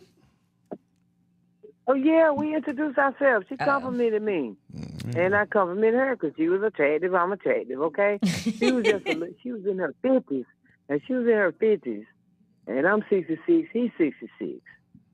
Got a younger woman, You at you. know. Ain't that something? Oh, Annette, I'm listen. sorry you went through that, Annette. Annette, keep hope alive. Love is out there for you, okay? And it is. God got my man on the way. I just thought Yeah, I'd and I you guys apologize know for him sometime. acting stupid on your behalf, on his behalf, okay? But guess what? You are. He used to call me every other month. And guess what he said when he called me? What? Every other month after I broke up with him. I'm sorry. I got the wrong phone number. What do you think of that? Oh, wow. Well, then you need to block him so he doesn't call you. toxic. Oh, I already did. I've been blocked him. All right. Annette, we got to run. Thank you for the call. And listen, keep love out there, all right? Keep loving. Ooh, that's horrible. Wrong number. I was like, Dennis brings new meetings to grow old together. Because I'm like, he's over here married, and she's dealing with married men. She's dealing with men who are players. She makes it sound like it doesn't get any better, but that's probably why you got that Parkinson, all that cheating going on out there, man. That's karma? Yeah, it's karma. All right, Late Night Love is coming to an end soon. Do not go anywhere. I'm Isaiah Carey, here to shake things up with the stories that hit hard and matter most. Here on The Factor, we cover news with grit and authenticity. We challenge the status quo and get down to real talk and bold discussions. Join us as we amplify the voices that disrupt, inspire, and lead the charge for change. Your story is power, and we're here to unleash it. The Isaiah Factor Uncensored. New episodes weeknights at 9:30 or stream anytime on Fox Soul. I wonder if you know that I want the best for you. But how long will you fight solo? I wonder if you know that we can get help. Not wondering anymore. Love, your mind.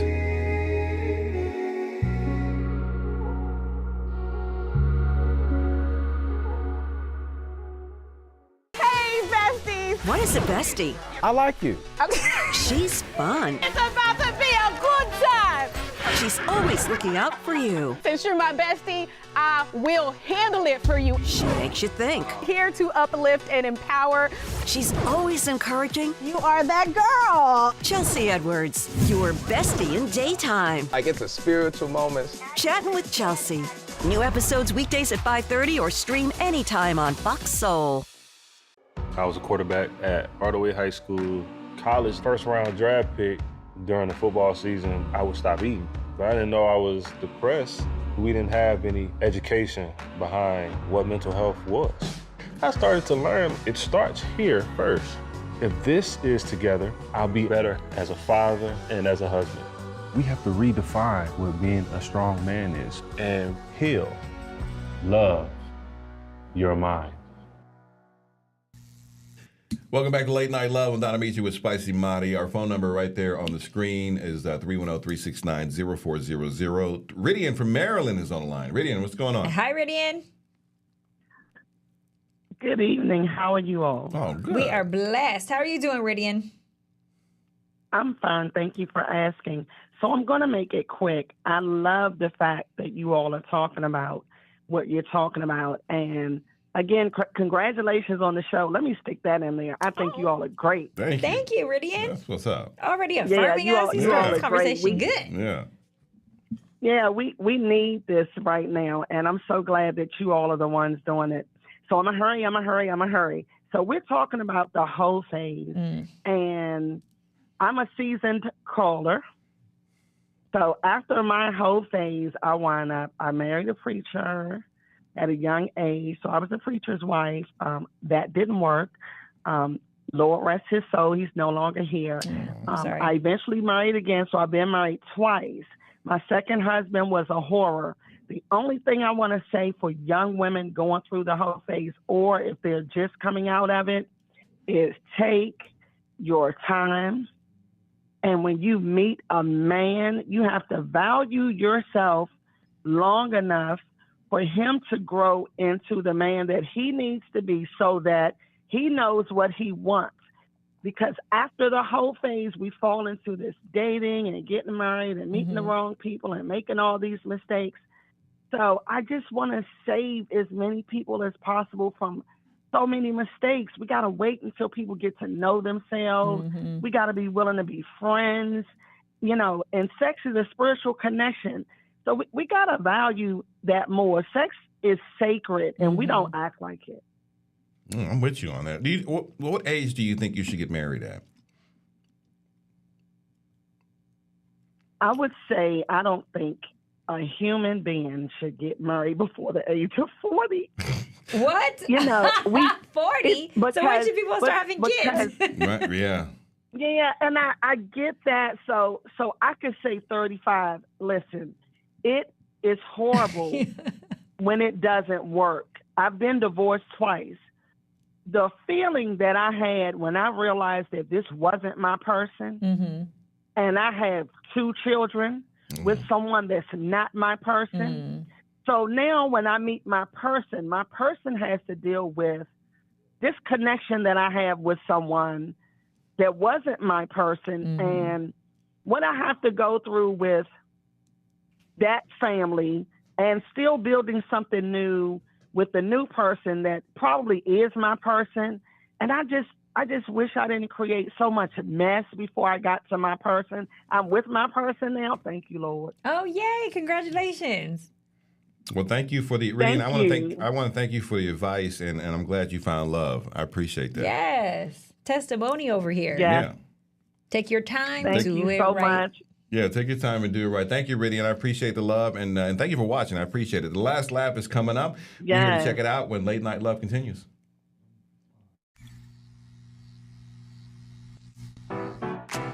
Well, on Fox Face Off, we tell the raw, unadulterated truth. Fox Soul Face Off. We are given the platform here with no fear. Always comes out swinging. We should be saying, hey, stop shooting and killing people. Nothing held back. They wanted black hip-hop moguls and artists to continue the feud. No punches pulled. And you interrupt me all the time. Tune into the show where opinions collide.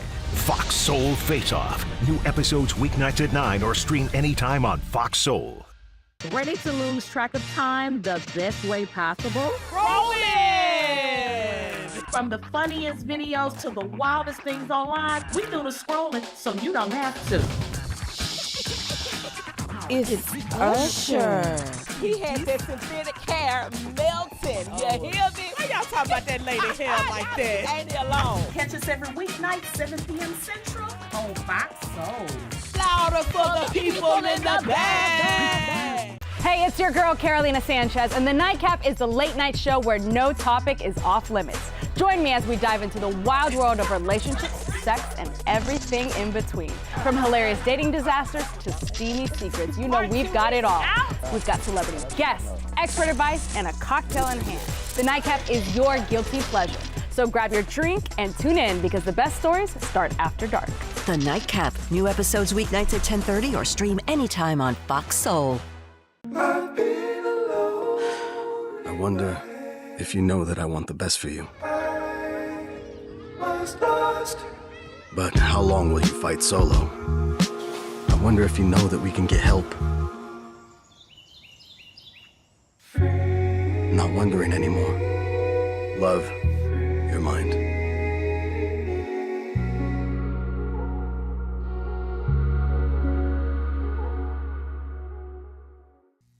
All right, tonight's last laugh. Skip the club. The grocery store is the fix for your singleness. Queen Erin is the first is looking out for you.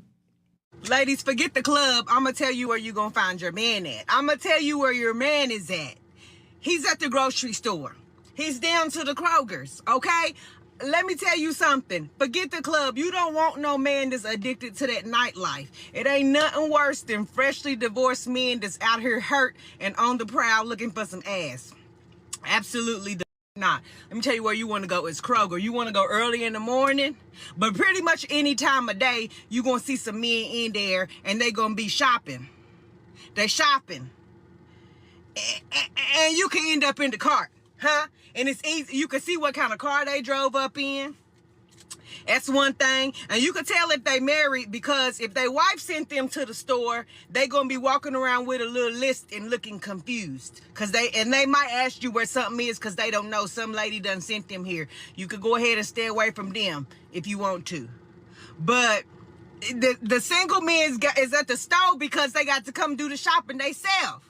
They got to come do the shopping themselves. They don't got nobody at home to cook for them. So you could tell by what they got in their basket. It's like one piece of fruit, some energy drinks or something, maybe some something healthy old men eat. You know, some cantaloupe or something. I don't know, but I'm telling you, forget going out. Forget that late night stuff. Your man's in them, Zaddy them is at the grocery store. Don't say I ain't gave you nothing. She specifically Trader Joe's. Trader Joe's is good. Trader Joe's, I think, is the single person's grocery store. And Whole Foods, but Trader Joe's. Yeah, because I go shopping at Trader Joe's, and I'm like, this is nothing but for single people in here because everything is really in small little bites or unmarried or couples without kids. But men don't fill up their grocery carts, which is like crazy to me. My husband thinks that we can survive off of rice and meat. Yeah, what's wrong with that? That's all we need. All right. Let's see here. Thanks to you, the audience, my wife's co-host Spicy, Dr. Amber Wright, comedian Willie Macc. Be sure to tune into tomorrow's episode for more mature, fun conversations about love and relationships and other late night love in the books. Let's see. How much time do we got left? Okay, we got 1 minute left. So, any takeaways from tonight? Hold on. Any takeaways from tonight about the hoe phase? Should women be in the hoe phase? Be careful, because not everybody survives the hoe phase. So if you're going to do it, you need to be very, very strong. Where can they find you, Spicy? You guys can play with my Twitter, stroke my IG at SpicyMadi. Go to thespicylife.com and check out my podcast, The Spicy Life, too. All right, the Listening Lounge is up next. My name is Don Amici. We're here Monday through Friday between 8 and 10 Pacific Standard Time. You guys be safe. Bye.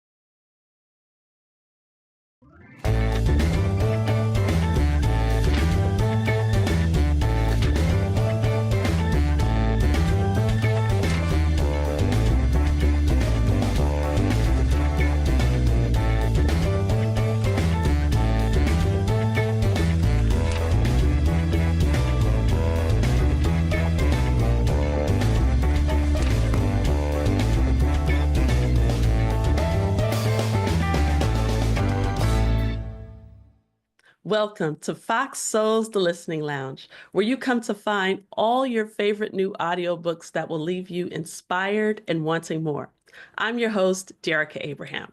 Today, we are showcasing Jorel Caraballo's Self-Care for Black Men, where you will find practical answers to all your questions. This book contains self-care